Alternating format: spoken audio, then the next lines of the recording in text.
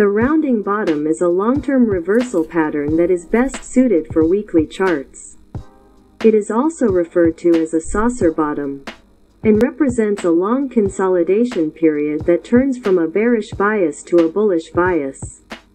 Prior trend. In order to be a reversal pattern, there must be a prior trend to reverse.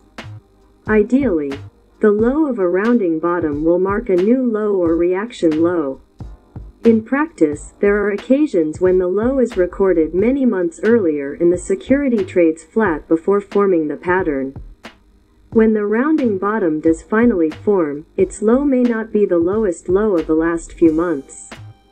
Decline. The first portion of the rounding bottom is the decline that leads to the low of the pattern. This decline can take on different forms. Some are quite jagged with a number of reaction highs and lows, while others trade lower in a more linear fashion. Low. The low of the rounding bottom can resemble a V bottom, but should not be too sharp and should take a few weeks to form. Because prices are in a long-term decline, the possibility of a selling climax exists that could create a lower spike. Advance. The advance off of the lows forms the right half of the pattern and should take about the same amount of time as the prior decline. If the advance is too sharp, then the validity of a rounding bottom may be in question. Breakout. Bullish confirmation comes when the pattern breaks above the reaction high that marked the beginning of the decline at the start of the pattern.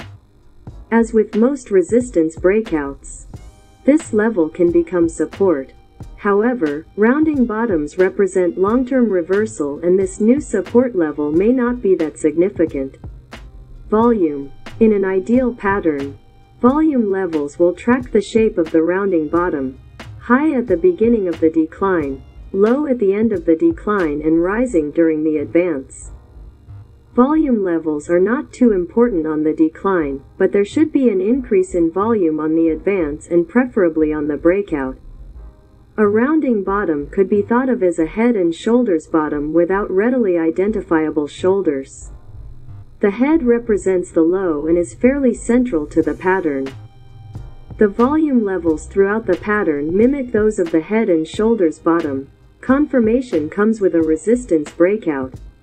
While symmetry is preferable on the rounding bottom, the left and right side do not have to be equal in time or slope. The important thing is to capture the essence of the pattern.